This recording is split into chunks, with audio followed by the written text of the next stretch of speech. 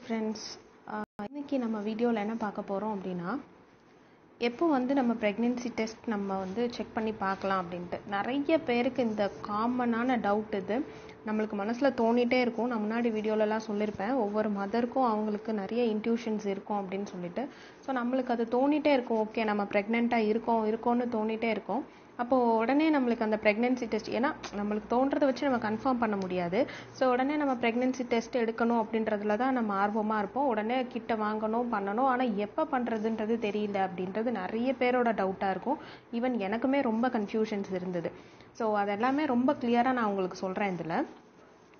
So how early can you take a pregnancy test?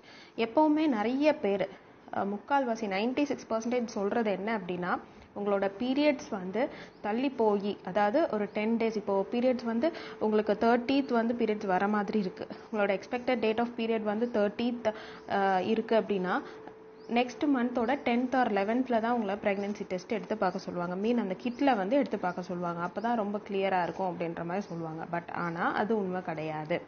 So ஒன்று நீங்கள் அந்த expected டேட்டில் நீங்கள் எடுக்கலாம், அது ரொம்ப அக்யூரேட்டாக வரும். இல்லை ஆஃப்டர் 10 days நீங்கள் எடுத்தீங்க அப்படின்னா ரொம்ப அக்யூரேட்டாக வரும். பட் ஆனால் இப்போ இருக்க டெக்னாலஜிஸில் நம்ம ப்ரெக்னென்சி கிட்லலாம் எப்படி வந்துடுது, நீங்கள் கவனித்து பார்த்தீங்கன்னா தெரியும்.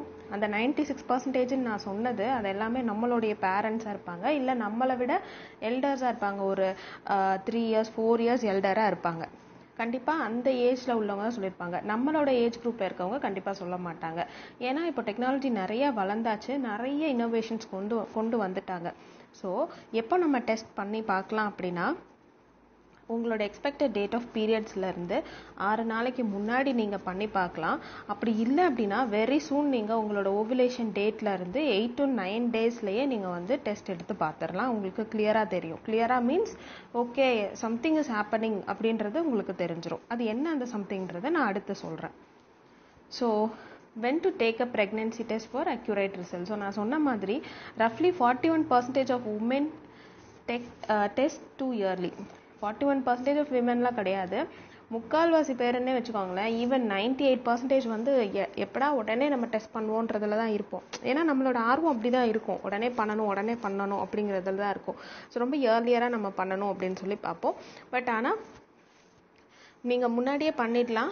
லைக் ஓவுலேஷன்லேருந்து ஒரு 8 to 9 daysலேயே நீங்கள் செக் பண்ணி பார்த்துடலாம். அப்படி இல்லை அப்படின்னா உங்களோட டேட் ஆஃப் பீரியட்ஸ்லேருந்து ஒரு 5 days or 6 days இயர்லியராகவே நீங்கள் டெஸ்ட் எடுத்து பார்த்துடலாம், உங்களுக்கு தெரிஞ்சிடும்.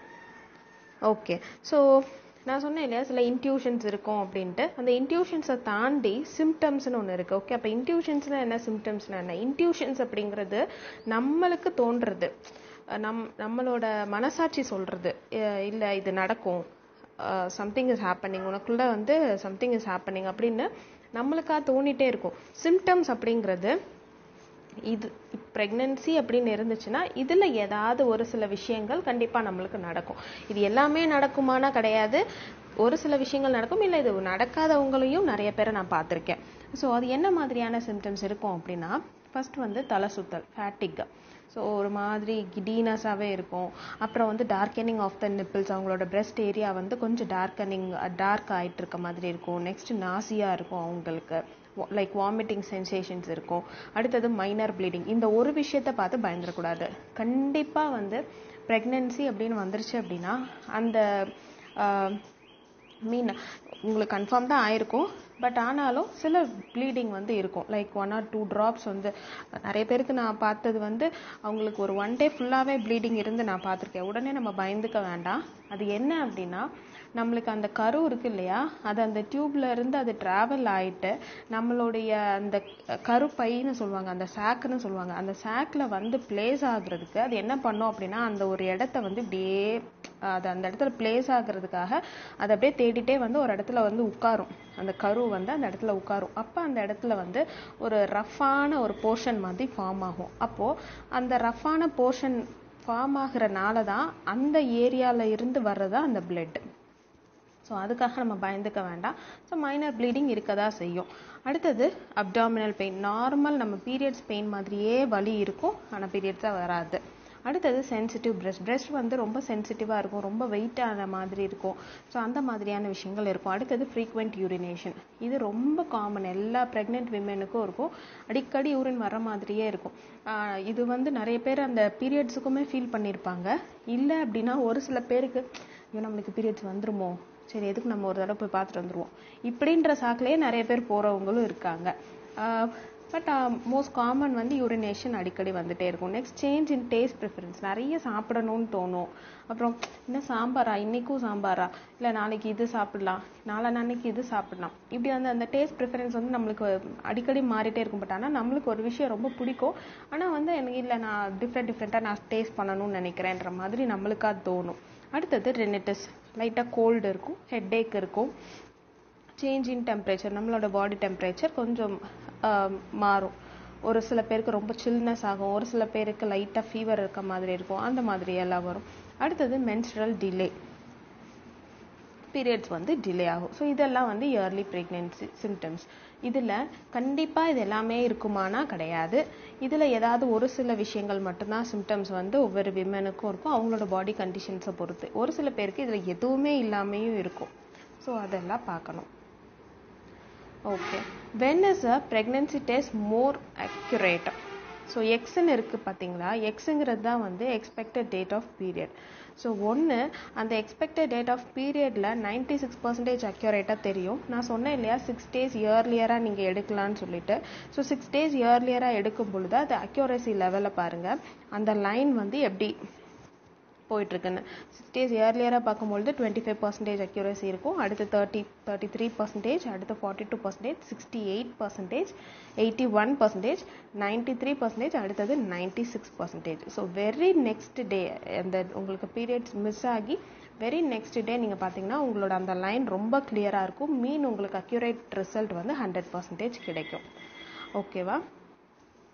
ஓகே, ஒரு சில பேர் வந்து பார்த்துருப்பீங்க, டெஸ்ட் அந்த கிட்டில் வந்து நீங்கள் டெஸ்ட் பண்ணி பார்க்கும்பொழுது இந்த மாதிரி ரொம்ப லைட்டாக அந்த லைன் வந்து தெரியவே தெரியாது, ரொம்ப லைட்டாக இருக்கும், பார்த்தாலாம் சுத்தமாக தெரியாது, அந்த மாதிரி இருக்கும். ஸோ அது என்னது அப்படின்னா அதுதான் வந்து ஃபெயிண்ட் லைன் அப்படின்னு சொல்லுவாங்க. ஓகே, ஸோ அந்த ஃபெயிண்ட் லைனை பற்றியும் நான் சொல்கிறேன். இப்போ பாருங்கள், இந்த இதில் July 10 தான் வந்து expected date of period. So அவங்க July 1 இருந்தே டெஸ்ட் பண்ணியிருக்காங்க. அப்போ அந்த ஃபெயிண்ட் லைன் எப்போ உங்களுக்கு தெரிஞ்சிருக்கு அப்படின்னா July 2 இருந்தே தெரிஞ்சிருக்கு. பட் ஆனால் ரொம்ப கிளியராக இல்லை, July 3 தான் வந்து கொஞ்சம் லைட்டாக ஓகே சம்திங் ஏதோ ஒரு லைன் தெரியுது அப்படிங்கிற மாதிரி இருக்கும்.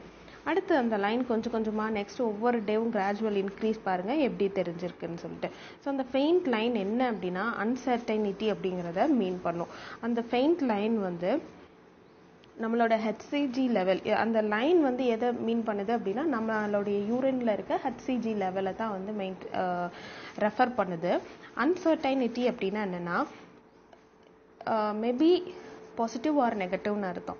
நீங்கள் ரொம்ப பாசிட்டிவ் தான், பட் ஆனால் நீங்கள் ரொம்ப கேர்ஃபுல்லாக இருக்கணும் அப்படிங்கிறது தான் இந்த அன்சர்டைனிட்டின்றது ரெஃபர் பண்ணும். ஸோ இந்த ஒரு கொஞ்ச நாள், அதாவது அந்த ஒரு 1 week வந்து நீங்கள் ரொம்ப ரொம்ப ரொம்ப ரொம்ப கேர்ஃபுல்லாக இருக்கணும். ரொம்ப வெயிட் லிஃப்ட் பண்ணக்கூடாது, ரொம்ப ஸ்ட்ரெஸ் ஆகிக்கக்கூடாது, ஹோட்டல் ஃபுட்ஸ் எடுத்துக்கக்கூடாது, சிக்கன் சாப்பிட்டுக்கக்கூடாது, உடம்பு ரொம்ப ஹீட் ஆகிக்கக்கூடாது. ஸோ அந்த மாதிரியெல்லாம் நம்ம பார்த்துக்கணும். அதுக்கப்புறம் கிராஜுவலாக அந்த லைன் இன்க்ரீஸ் ஆச்சுன்னா நம்ம ஓகே அப்படின்றத நம்ம கன்ஃபார்ம் பண்ணிக்கலாம். எந்த டாக்டர்ஸுமே ஃபெயிண்ட் லைனை வச்சு கன்ஃபார்ம் பண்ண மாட்டாங்க. ஸோ அதை நீங்கள் பார்த்துக்கணும். பட் நீங்கள் கன்ஃபார்ம் பண்ணிக்கலாம், ஓகே நம்மளுக்கு ஃபார்ம் ஆயிருக்கு, பட் நம்ம கேர்ஃபுல்லாக இருந்துக்கணுன்றதை நீங்கள் வந்து அனலைஸ் பண்ணிக்கலாம். ஓகே, ஒரு சில பேருக்கு டெஸ்ட் வந்து நெகட்டிவாக இருக்கும், பட் ஆனால் நீங்கள் வந்து ப்ரெக்னென்ட்னு ஃபீல் பண்ணுவீங்க. ஸோ அந்த மாதிரியான கேசஸ் எப்போ வரும் அப்படின்னா நீங்கள் உங்களோட டெஸ்ட்டு ரொம்ப இயர்லியராக எடுத்திருப்பீங்க, அப்படி இல்லைன்னா உங்களோட ஓவிலேஷன் வந்து லேட்டாக நடந்திருக்கும். நம்மளுக்கே தெரியாது எப்போ ஓவிலேஷன் நடக்குதுன்னு சொல்லிட்டு. ஸோ ஓவிலேஷன் லேட்டாக நடந்திருக்கும், இப்போ ஸ்பெர்ம் இல்லாமல் இருந்திருக்கும். அது மேபி அது ஒரு காரணமாக இருக்கலாம். இல்லை ஒரு சில பேருக்கு ட்வின்ஸ் ஆர் ட்ரிப்ளெட்ஸ் ஃபார்ம் ஆயிருந்துச்சுனாலும் அவங்களுக்கு கிட்டில் வந்து காமிக்காது. அடுத்தது ஒன்று அந்த கிட் வந்து எக்ஸ்பைரி ஆகிருக்கலாம், இல்லை எக்டோபிக் ப்ரெக்னென்சியாக கூட இருக்கலாம். எக்டோபிக் அப்படிங்கிறது அந்த ஃபெலோப்பியன் டியூப்பில் வந்து அவங்களுக்கு அந்த கரு ஃபார்ம் ஆயிருந்துச்சு அப்படின்னாலும் கிட்டில் வந்து காமிக்காது. அதை வந்து எக்டோபிக் ப்ரெக்னென்சின்னு சொல்லுவாங்க. அதை வந்து என்ன பண்ணுவாங்க அப்படின்னா எந்த ஒரு இது யோசிக்க மாட்டாங்க, உடனே வந்து அதை ரிமூவ் பண்ணணும்னு தான் நினைப்பாங்க. ஏன் அப்படின்னா அது கொஞ்சம் கொஞ்சமாக க்ரோ ஆச்சு அப்படின்னா அது மதருக்கு தான் ரொம்ப கஷ்டம். ஏன்னா அந்த டியூப் ரொம்ப சின்ன டியூப், அதில் அது க்ரோ ஆக ஆக பர்ஸ்ட் ஆகிடும். ஸோ அதனால் உடனே அதை கிளியர் பண்ணுறது தான் பார்ப்பாங்க. நெக்ஸ்ட் வந்து ஜிடிடி. ஜிடிடி அப்படிங்கிறது என்னென்னா, ஃபார்ம் ஆயிருக்கும், பேபி ஃபார்ம் ஆயிருக்கும், பட் ஆனால் சரியான க்ரோத் இருக்காது. செல்ஸ் வந்து எப்படி ஃபார்ம் ஆயிருக்கும் அப்படின்னா, ஒரு திராட்சை பழம் இருந்துச்சுன்னா எப்படி இருக்கும், அந்த மாதிரி வந்து செல்ஸ் ஃபார்ம் ஆகிட்டு உள்ளே இருக்கும். ஸோ அதை தான் வந்து ஜிடிடி அப்படின்னு சொல்லுவாங்க. இல்லை நீங்கள் வந்து எடுத்த டெஸ்ட்டே வந்து ஒரு வேளை தப்பாக எடுத்துருக்கலாம், இல்லை சம் வாட்டர் வந்து அதில் மிக்ஸ் ஆகிருக்கலாம், தெரியாமல் நீங்கள் கீழே போட்டிருக்கலாமோ, இல்லை அந்த மாதிரி கூட நடந்திருக்கலாம். ஸோ உங்களுக்கு நல்லா புரிஞ்சிருக்கும்னு நினைக்கிறேன். எப்போ நம்ம டெஸ்ட் எடுக்கணும் அப்படிங்கிறது ரொம்ப கிளியராக இருக்கும்னு நினைக்கிறேன். ஸோ அதனால் எந்த ஒரு கன்ஃபியூஷன்ஸும் வேண்டாம்.